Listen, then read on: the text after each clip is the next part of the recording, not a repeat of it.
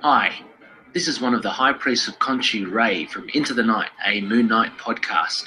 We're proud members of the collective, and you're listening to one of the collective members, the Capes and Lunatics Sidekicks Podcast. Hope you enjoy.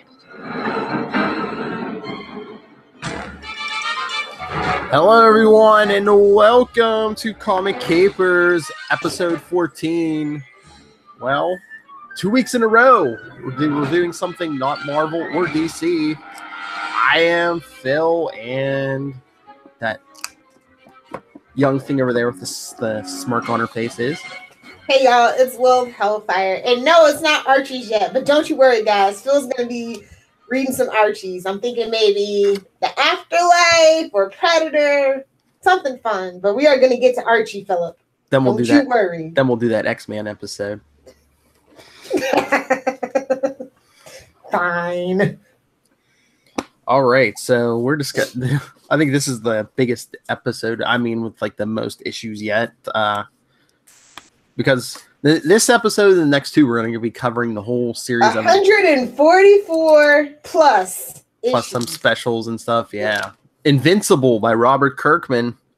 And No, not Walking Dead. Invincible. The other one you probably never heard of, unfortunately.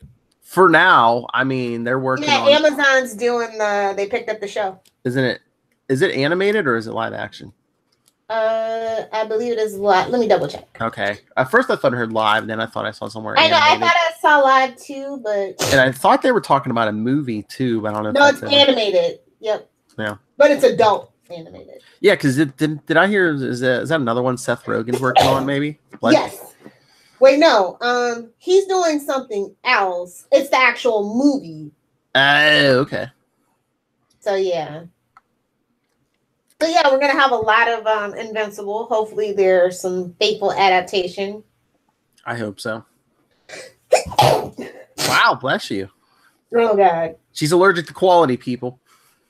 Yeah, after all that Bendis, it's all coming out. So anyway, yes, this episode is brought to you by Invincible Compendium number 1, which is issues 1 through 47, and issue 0 is in there somewhere. Yes.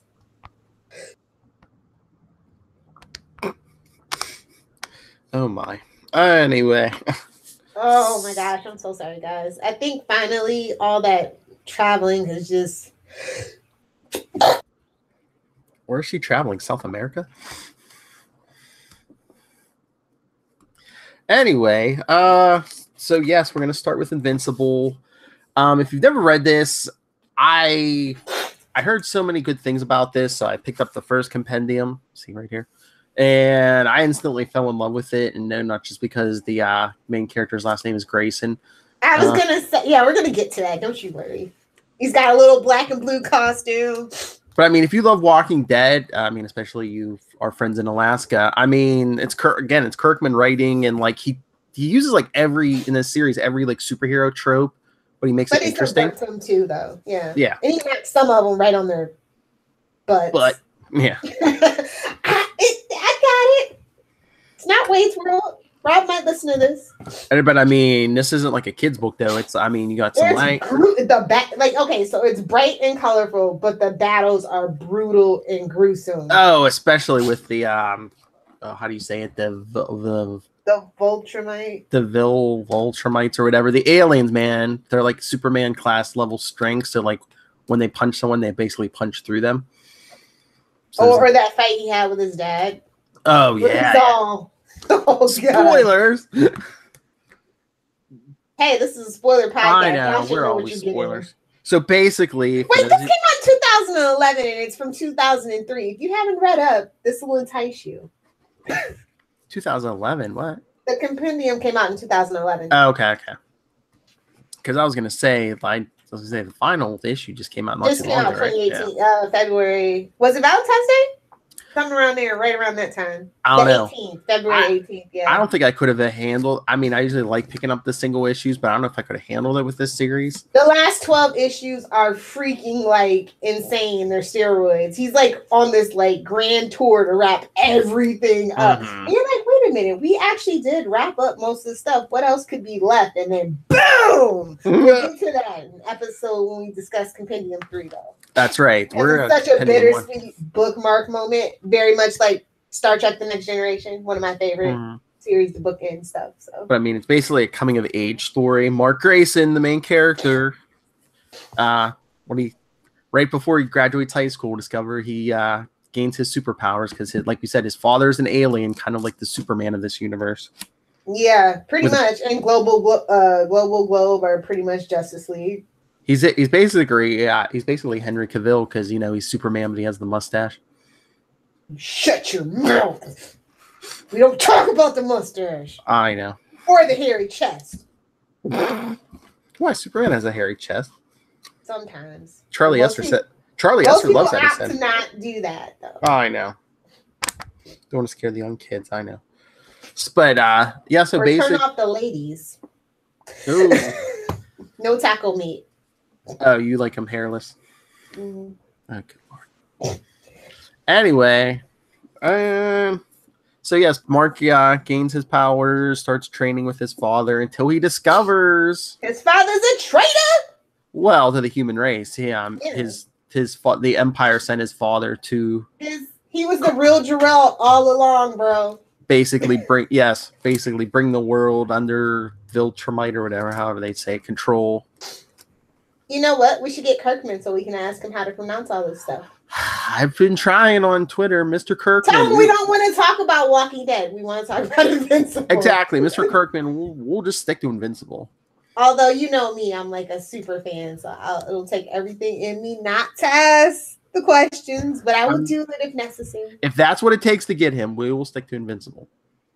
I mean, this is a great universe. I love that he was so cocky and that it was very tongue-in-cheek, that the tagline for this comic book is the greatest comic book in superhero in the universe. You know what I mean? Yeah. Like I said, I never got to this till I started reading the compendiums, but still when I heard the series was ending, I was like, oh. Always jumping on the bandwagon late, ain't you? Yeah. Yeah. Well, I jumped in 2008, so. So, I mean, we get so many iterations, like we said, like his father Omni-Man is Superman. And you can do the Superman where he goes and gets all the evil versions of them. Like that was pretty cool arc. Then we get the Guardians of the Globe, who are basically the Justice League. Yeah. And when he solos them, though, you're just like, whoa! I know. You get the full, you really get to see his full, power when he solos every last one of them. It was great. And what is Bragg is pretty cool. He's got an interesting rogues gallery. Because they're all, OP even for him, but he manages to find a way. I like that. What's that, that teenage mad scientist named D.A. Sinclair? That's the guy Jesse Eisenberg should play, not Lex Luthor. He didn't play Lex Luthor. He played Lex Luthor Jr. I know, but I'm just saying it would have made more sense to play. He doesn't need to act anymore. Zombieland should be his last movie. Shots fired. Fight me, nerds. I don't care. I'm keeping it real. That little hellfire, come at her with your bare chest. Come at her with your hairless chest. No, the hairless chest, y'all can slide into my DMs. I don't care. Anyway, and we get the Teen Team. Team. I mean, Robot. Oh man, the journey the Robot takes in this Brainiac. series. That's our Brainiac. I'm just saying. He's kind of like later it becomes sort of Brainiac, but I mean it's a cross between Brainiac, Cyborg. I didn't know if maybe No. What was the it was Zeta. You remember from the spinoff from Batman Beyond, the robot? Zeta. Okay, yeah. That's who he reminded me of. I was gonna say maybe some Zeta robot. Project. Maybe some robot episodes. Maybe some robot man from Doom Patrol. No. We don't talk about Doom Patrol. Oh, I don't like Doom Patrol. Oh, I'll wait to hold my judgment on the TV show, but I have no hope. I'm afraid for Titans. Anyway. I need that drop. I'm afraid for Titans.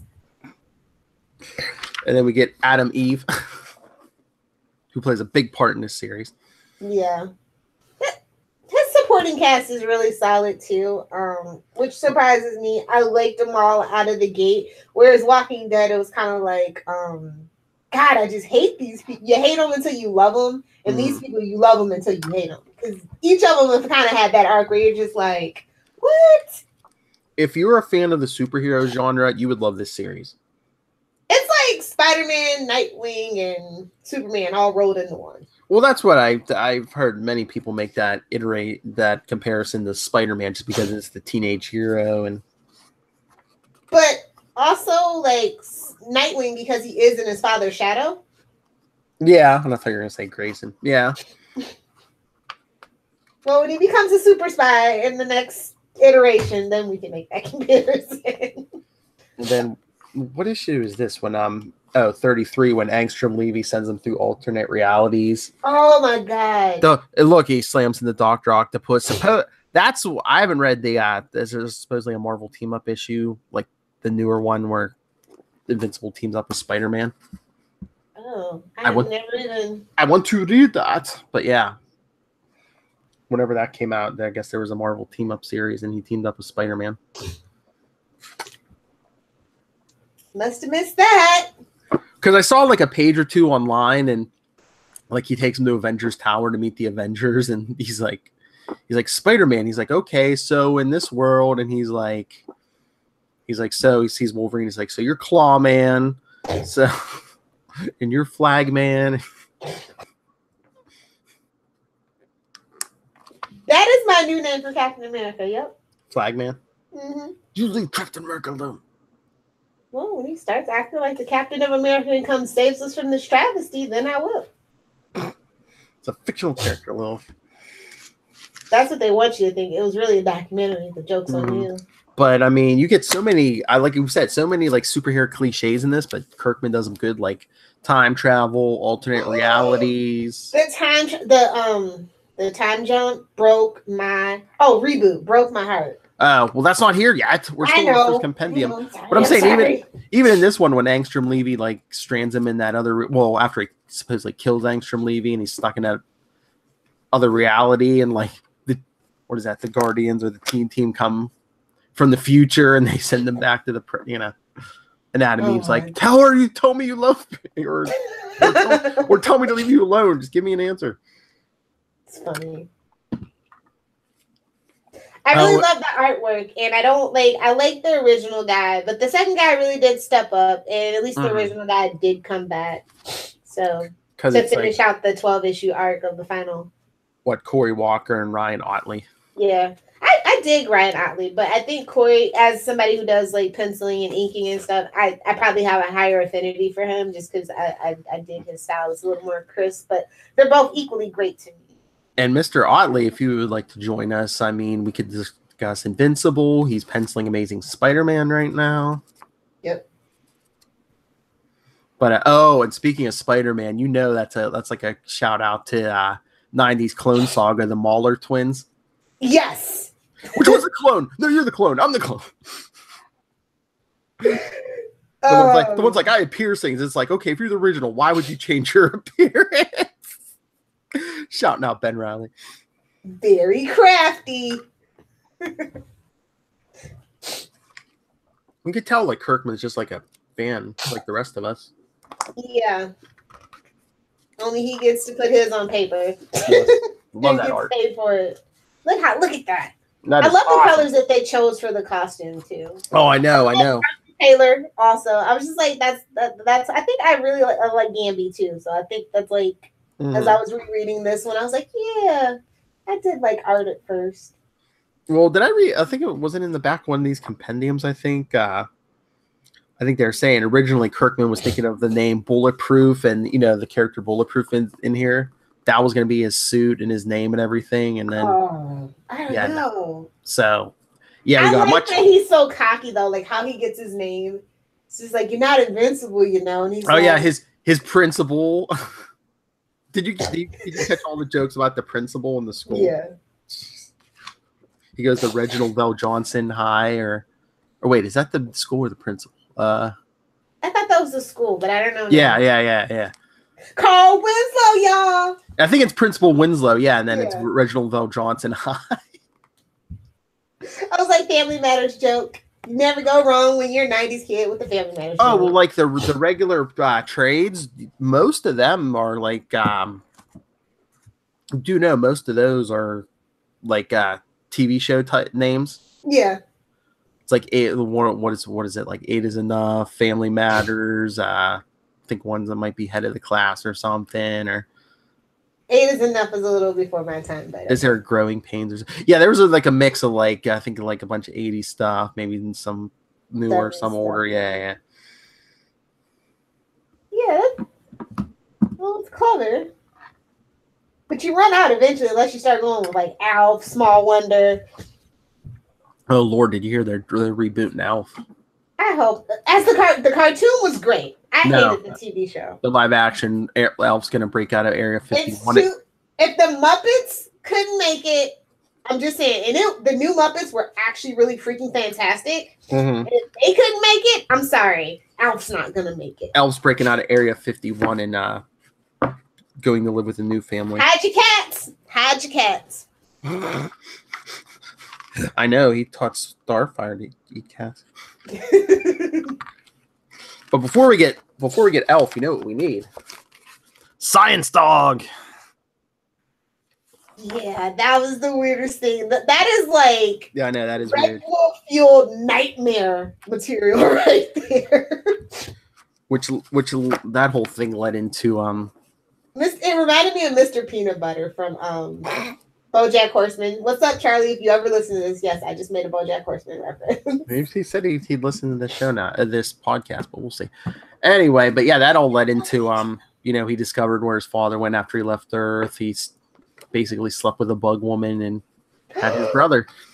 Can we hold on? Can we? Is this the compendium where I forget? Like he does get sexually assaulted, which kind of reminds me of Green Arrow. Is this the compendium? Oh, Mark? No, I think that might even be the last one, maybe. Yeah, I think it's like borderline between the second or the last. Yeah, I think it's pretty early in the third one. Like as happy-go-lucky as this story can be, sometimes it goes dark, like out of nowhere too. I mean, just like that first major arc. I mean, he's trying to protect the Earth from his father. I mean, his father almost beat him to death. Yeah. I mean, that was better than the Doomsday Battle, though. I'll tell you that. Oh yeah. Any incarnation of the Doomsday Battle. But I mean, it gets dark, and when in this one too, when Angstrom Levy takes his like his mother hostage, he breaks the mother's arm, and why'd you say that name? I didn't say Martha. Mother, close enough.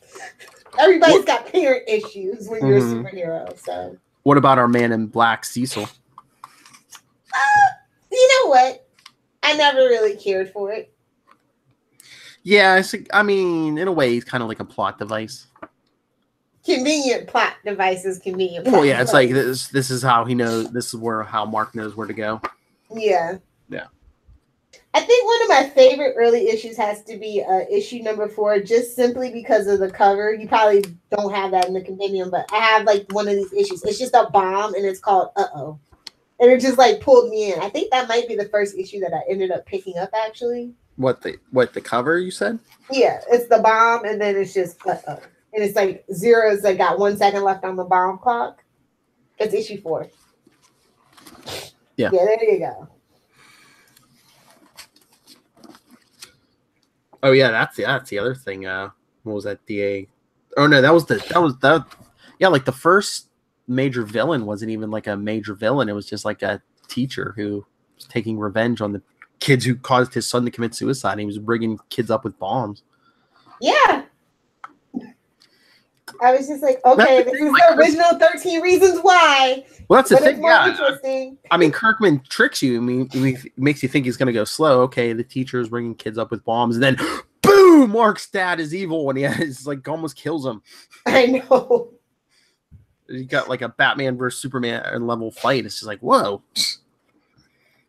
But good. Oh, and then, we get introduced to Alan the alien. Alan. Yeah, that's our Alf. Our Cyclops. He's not the junior lieutenant of bad life choices. No, he just has one eye. I was listening to a podcast the other day. They're like, oh, they're trying to cast like if they did do a live action Invincible movie, and they're saying, they should have The Rock play Alan the Alien. No. But I was thinking this was my idea. You know who should play Omni-Man? Who? John Hamm. Slap a mustache on him. You're not wrong.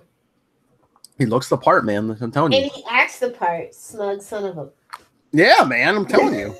Slap a mustache and some gray hair on the temples, man. Or you know who else? Jeffrey Morgan. He's already Jeffrey got the Morgan. mustache. Oh yeah. Oh, that's good. And he's already got the gray too. And he's already done a Kirkman thing. Yeah. I almost guarantee you now. Now that you said it. Oh, forget John Hamm, man. I want that now. I want Jeffrey Dean Morgan. Oh. Petition. What? We're gonna petition it. You heard it here first, people. We're making it happen. I mean, if they're not gonna make him Flashpoint Batman, yes, make him Omni-Man. Even if they do, he's got time. They're That's gonna true. retool that sucker so many times. We're gonna be like in 2021 That's before true. we see. At least, yeah.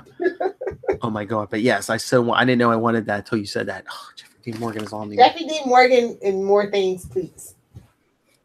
But he always plays just a real son of a SOB.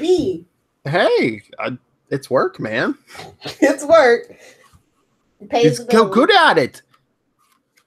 I mean, look, nobody wants Jesse Eisenberg to play another DC villain, but hey, if you're good at it, like Jeffrey Dean Morgan, everyone's clamoring for it. Shots fired. What did Jesse do to you? I know what he did to me. I love Lex Luthor. Lex Luthor is like my spirit animal when I'm upset. But I mean, that's probably why I hate that movie so much. That wasn't Lex Luthor. It wasn't Lex Luthor Jr. Just so we're clear. I don't know what that was. But anyway. But they don't have that problem with this. I think that the casting almost writes itself. Who do you want to see as his lady love when they cast the movie or the TV? Who, Adam Eve? Mm-hmm. I don't know. I mean, she's supposed to be like this, except for the superpower, she's supposed to be like this regular, like hippie chick, but she's like, they draw her like a supermodel. I don't know. I think Amanda Seyfried is too old now. Chloe Moretz, aka Hit Girl, she's almost a little too old too, but they cast like a 40-year-old to play Starfire, so what do I know? Yeah, I don't know. I don't even know who I'd want to play Invincible. Ruby Rose is Batwoman, so what the frickle frackle do I know? Yeah, but they want. I don't know. I'm not too familiar with her, so I can't comment. But if you watched The Orange Is the New Black, you would have known who it was. And why? Just from the picture. Listen to Hollywood Babylon. That song is my thoughts on Bieber. Anyway, yeah, Ruby Rose. Just the pictures I saw, I'm like, I don't know. She seems kind of thin to be like ex-military. Yeah, they're gonna. I mean, why would you choose somebody who has like literally probably 100 tattoos? Maybe that's because gonna take so much time in the chair. They're gonna cover that up. CW has a thing about it. Or unless they play her. I mean, the character is kind of goth, emo, whatever. I mean, unless they just stick with the tats. Anyway, but no, like I'm so happy for that this series is getting a spotlight with its own animated series. I know. I can't wait for all like the animated series if they do live action stuff, especially if we don't get we're not getting any more issues. I wonder why if Kirkman just decided Walking Dead has been a really big thing, and they also struggle to put 9 to 10 issues out every year because of that whole Walking Dead thing too with it. So I know, but it's just weird. I just wonder why he didn't maybe it has something to do with the movie deal where they're like, we kind of want a final story. Yeah, but I wonder if they just why he didn't stretch it to like 150. Because any other like Marvel or DC, they would have stretched it to made 150 the last issue. That's the thing about Image though. Yeah, true. Must be so nice not to have those. No, we need it. They're gonna do it. I mean, if it was Marvel or DC, it would have been like, okay, let's stretch it to 150. 150 will be the last issue. 175, are you kidding me? Well, it'll be some kind of even number, or 200, yeah.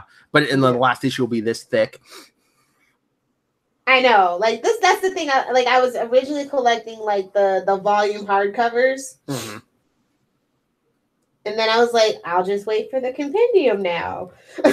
I mean, yeah, I mean, these are like a little pricey. Sometimes you can find them on sale a lot of times. I found mine for number 1 for like $65. Well, the price is $65, but I forget. Did I get this? But no, if you go on Amazon, there's like 100 to like. Oh, because I swear there were some places. Where did I get it? Unless it was my local comic shop. I swear the one of these I got them for. The one in my local comic book shop was $35 on sale. So yeah, half off or something like that. Yeah, sometimes you can find them on sale, but I mean, if you, it's still worth it even if you pay full. Yeah, price. even if you play cover price, I mean, it's a lot of story. If you add up, even if you bought all the because they're $2.99. Yeah, all the individual issues at cover price, you're still making out.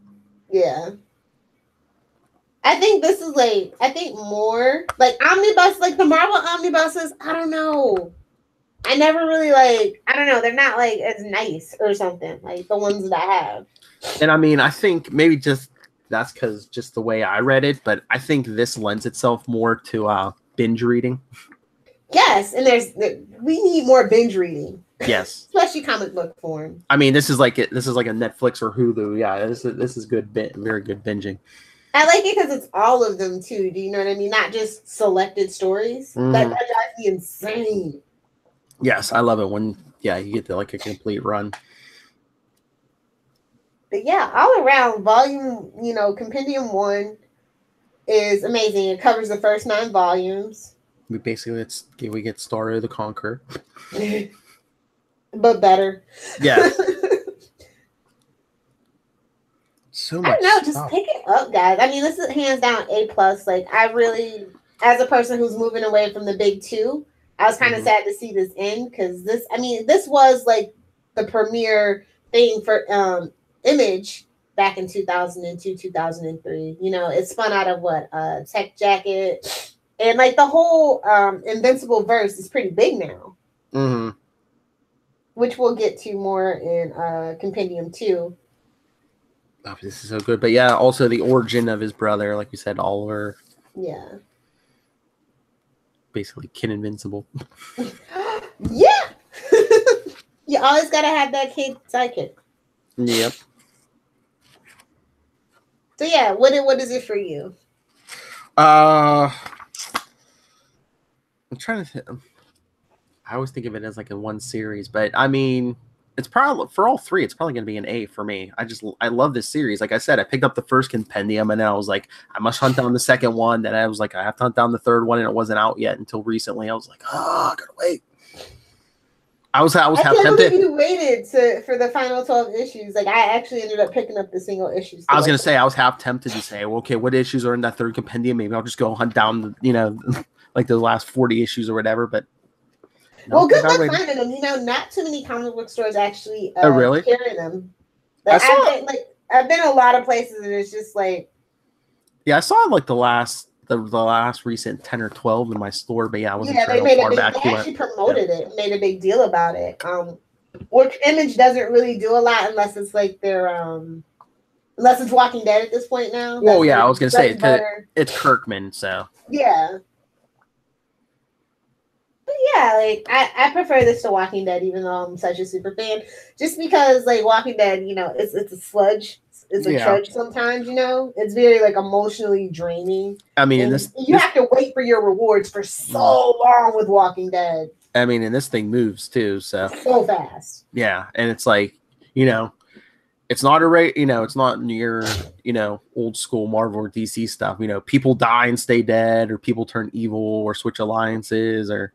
And it's really hard in the 21st century to make an actual superhero, not like, an anti-hero or a villain or whatever, like an actual superhero, like universe, and carve it out when you're not a part of the big 2. And I think that is why it's like so important. And I'm so thankful that it's actually good. That is something you can recommend to somebody. Like, if you don't like Marvel or DC, you don't want like all that, 75, 80 years of history just on your shoulders. I think this is a perfect thing to start somebody on their way. And again, Kirkman takes like, stuff like, oh, that's Superman or that's Batman, but he does it with a fresh take.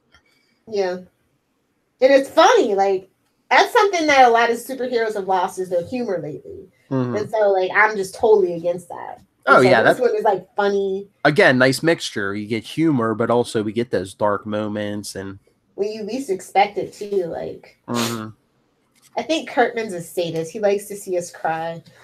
Little bit of romance. You knew Mark wasn't going to end up with Amber. Come on, drama. See a well, you won't see it, but his superhero loses virginity. Invincible. I mean, we should have done that with Dick Grayson. I'm just saying. Hey now.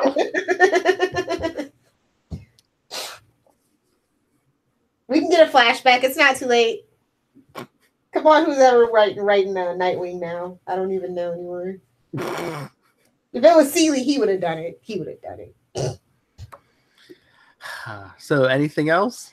No, definitely just pick it up. I know it's so good, but we'll cover the other two compendiums. Also, tweet Kirkman and tell him he should be on Comic Capers. Yes. Comics, Capes and Lunatics, Sidekicks Podcast. I mean, if he just wants to talk Invincible, but I mean, we'll do a big episode. We'll talk Invincible, Walking Dead.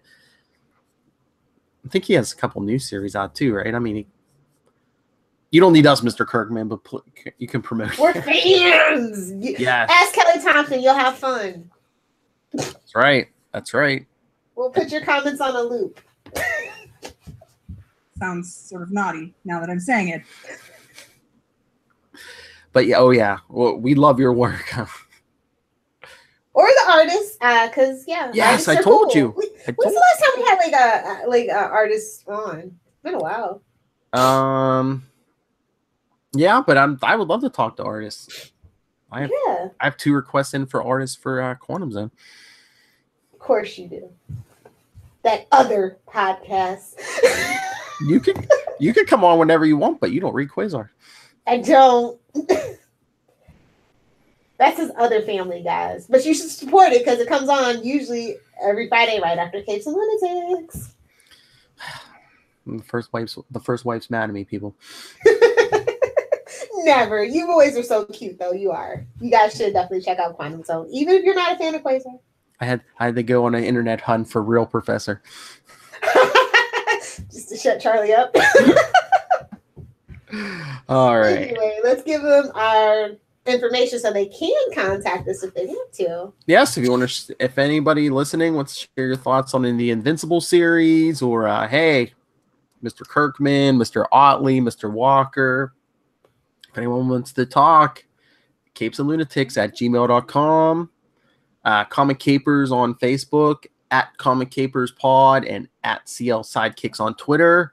We're on the gram at CL Sidekicks, and the voicemail 614-382-2737. That's 614-38-CAPES. Was that Pinsta or Insta? Ow. Whatever the kids are using.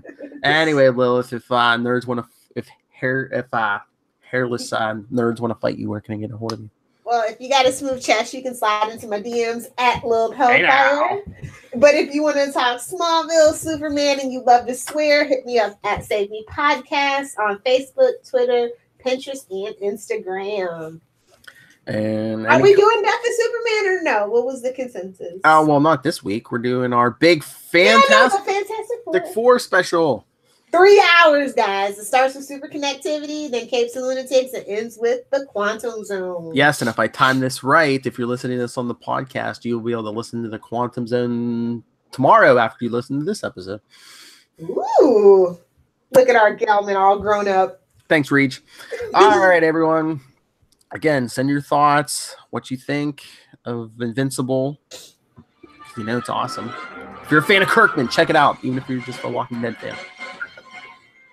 But until then, if you're a comic creative, email me, nightwingpdp@gmail.com, or on Twitter, I am at nightwingpdp.